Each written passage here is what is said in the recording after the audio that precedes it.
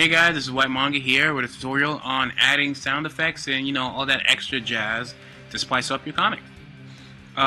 This video focuses a whole lot more on the manga style or the Eastern Japanese style.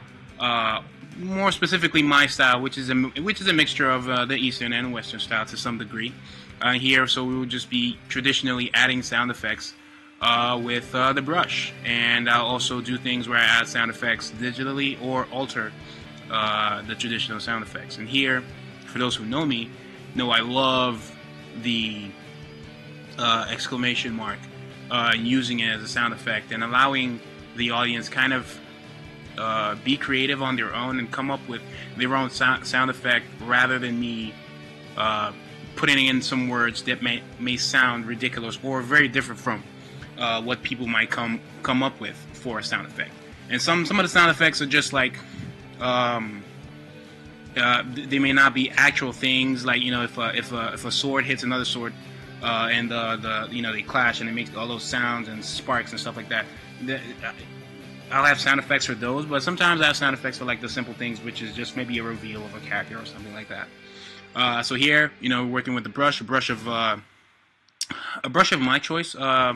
You can use any brush you feel comfortable with, and I'm using the Leader 6 ink.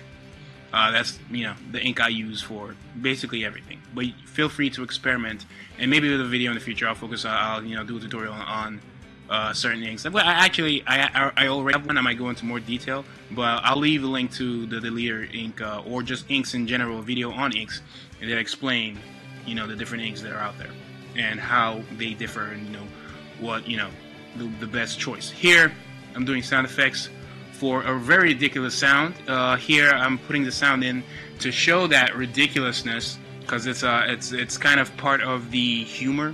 And when I'm doing like humor sound effects, I usually have them, the words looking all funky, and I put like shadows, and I always edit them in Manga Studio, which we will see by the later parts of this video. Most of my sound effects are inspired by the shonen style of adding sound effects, especially with the brush having that chaotic vibe, texture, view, whatever. Most comics that I know that and a quick example of a comic that does sound effects like that would be Bleach, and most of you will know what I'm talking about. Now, even though I said like you just saw, not all my sound effects are just exclamation marks. Sometimes I use words, sometimes to be ridiculous, especially in the humor scene. But sometimes it's very simple, and maybe I like the word and it just works for me. And it might not be an actual word like a pow. Sometimes I make them up, and there's just a bunch of maybe a few consonants and mostly vowels like this, which is like kind of like a kind of like a slapping character here slapping his face.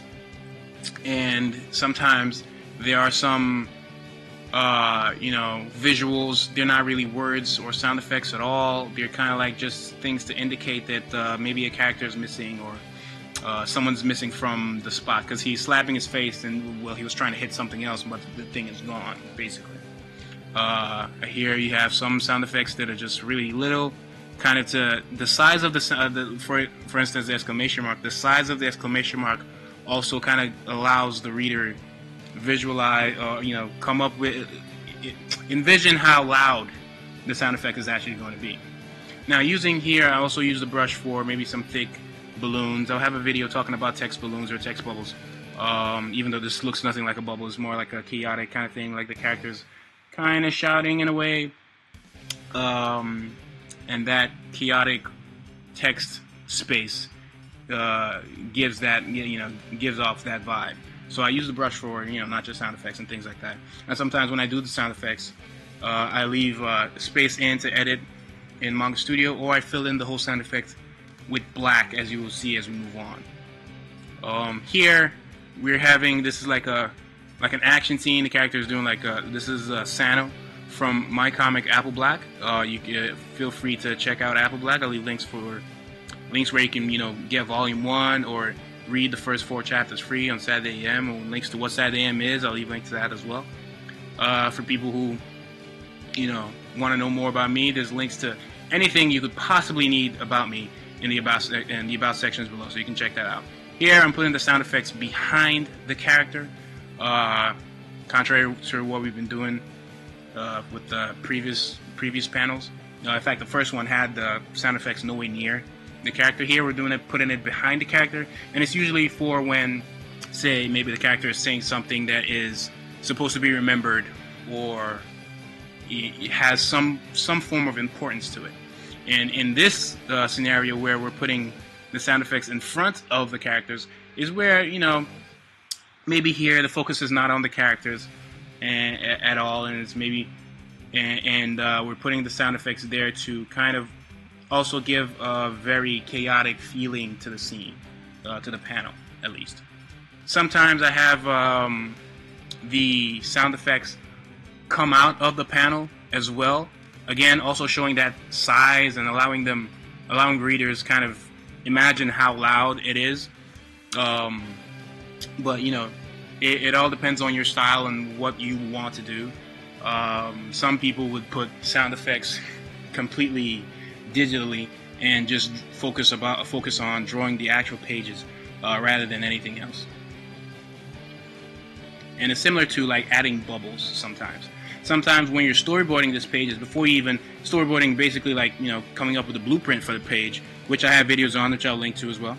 When I'm storyboarding, I always kind of leave the space for the sound effects sometimes. Sometimes I don't, but most times I do. So as to have that space for it and make sure it's not like blocking any part of the artwork that I want people to actually see. Maybe I put a lot of work into it.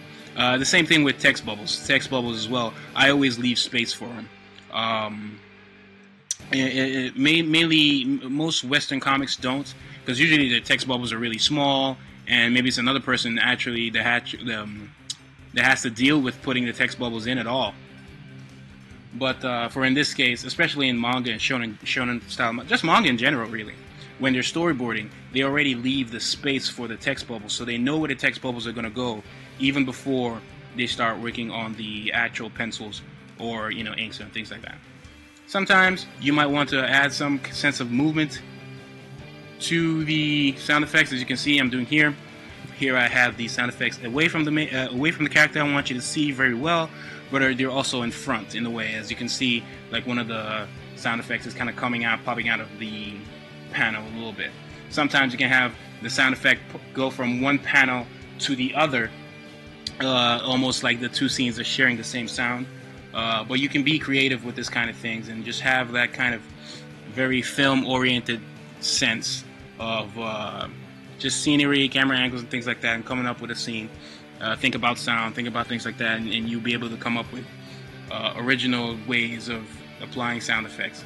And as you can see, I don't always use the brush to put in my sound effects. Sometimes I just ink with Micron traditionally for little things. What I'm doing with the pop is very similar to what I did with the first humorous sound effect. Here I'm just going a little more. It's a little simpler, not so chaotic. Almost allows you imagine the sound being a whole lot, you know, simpler, but still the same idea behind it. And you can do most of this stuff. If you're a digital artist, you can just imagine everything I'm doing, but, you know, doing it digitally. And some of the times when I use the brush is not perfect. I don't get, it depends on the brush you're using, but for me, sometimes the tip doesn't do exactly what I want, and I don't want to mess up the panel lines. So I only brush to, like, when I get close to the edges. But if I want to ink everything else, maybe I go in with the Micron to make everything more finite, more precise. I also do this to the edge of the characters. Another thing you could do would be to actually ink the character first. But in this, for this tutorial, you know, I'm going the other way around. Most times when I'm inking pages, these are like the first things I do. I go to the, you know, I pencil everything, right? But then when it comes to inking, I make sure I panel I do the panel lines first, and I leave spaces in the panel lines, kind of like I did for the first drawing. because I knew that the sound effects was going to pop out of the panel, so I left space for it, so there wouldn't be any lines going over each other. And so when I'm done with the panel lines, I use the brush, and so yeah, I use the brush and brush in all the sound effects or anything that allows me to use the brush. For instance, not just the sound effects, but the text bubble, which wasn't really a bubble, but kind of like a chaotic text bubble of a character kind of screaming in a way. Sometimes I do that with the micron, but it depends. And then after everything, I inking the bubbles. Like the bubbles that's the text bubbles. There's just the regular text bubbles. I may use a G pen to ink them in, or I may use a Sakura micron to ink them in. Okay, now here's where I edit the sound effects and anything I want to edit in Manga Studio. Before I even get to this phase, I always, this is like inking. I scan in, then I clean it up. So if there's like dirt on a page, I get rid of it and things like that. So here I use the Lasso Tool. I select within the sound effect, and I can do whatever I want, whatever is appropriate. So it's up to you. You can either fill it in with black, which you could have done while you were inking, but I always kind of leave it empty for the most part, so I have options.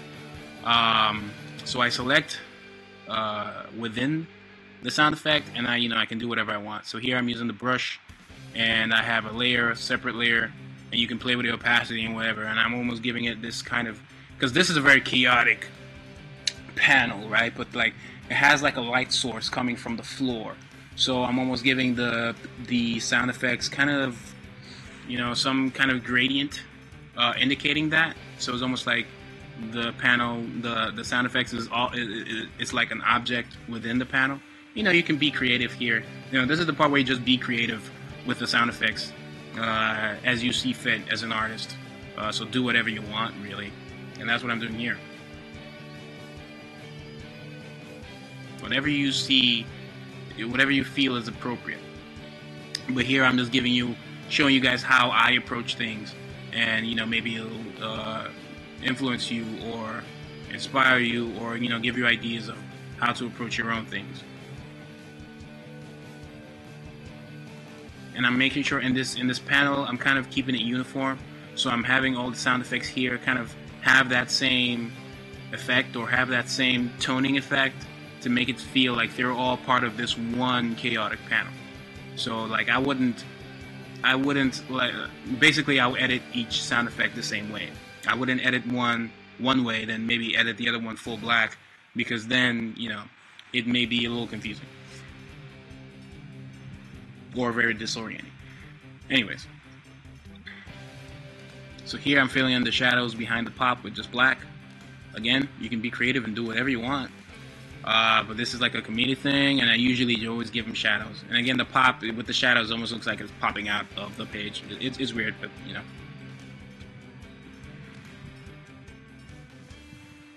I select with the Lasso Tool, and most times when I select with the Lasso Tool, I expand it by at least one, just so it doesn't have like white edges. Because sometimes when you just fill in normally, it can have like some weird white edges to show. Like it has this very unprofessional, easy, cheap look. So you gotta be careful most of the time.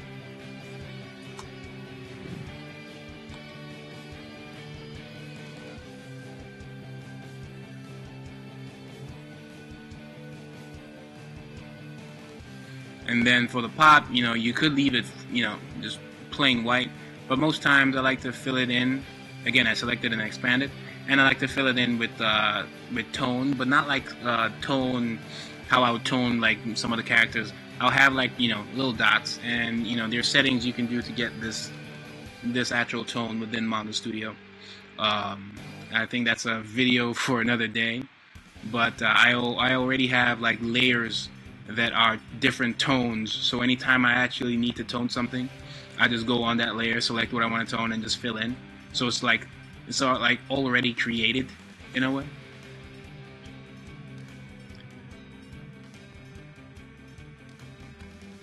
And here sometimes for like the pa sound, almost like the slap to the face kind of sound, sometimes I might put like some white edges just to give it that layer feel, like the K is in front of the P and the P is in front of the A, and just little things like that.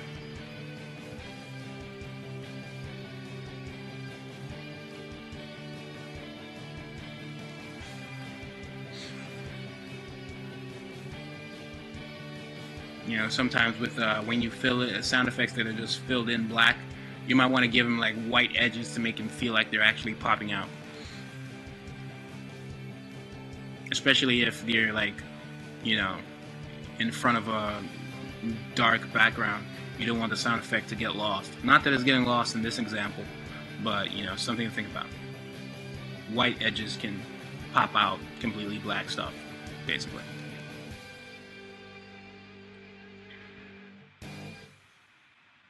Here, this is like a normal, very common thing in anime and manga, just to indicate that the character is angry. So this is kind of like a nod to the Eastern style of doing certain things. But it also has that comedic, a comedic tone to it. You wouldn't see stuff like that in a very serious, angry scene. It's not necessarily a sound effect, but it kind of has some of the characteristics from a visual standpoint. Here, and when you get to this stage, don't feel free to experiment. Here, I might fill it in with similar to how I did pop, but I might also do something completely different, and maybe instead of filling the words in, I might fill in the background. Again, I'll show like the final product of all that I've done at the end of the video, which is coming to an end pretty soon.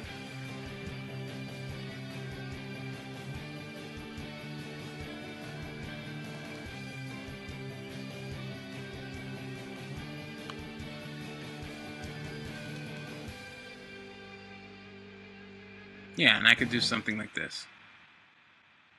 That's it for this video, guys. I hope you guys learned a thing or two. I hope you guys learned something, and I hope you guys stay tuned for more.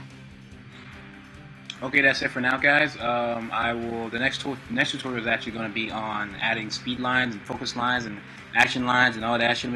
So I hope you guys stay tuned for that. Hope you guys enjoyed this video. Don't forget to like this video, leave a comment if you have any questions, and subscribe to the channel for more. Please support your boy, your independent creator here. And if you want to check out Apple Black, again, I'll leave links where you can check that out. Volume 1's out. Please, any support is greatly appreciated. And for those who have purchased Apple Black Volume 1 already, I'd like to thank you guys very, very much. This is Manga, and I'm out.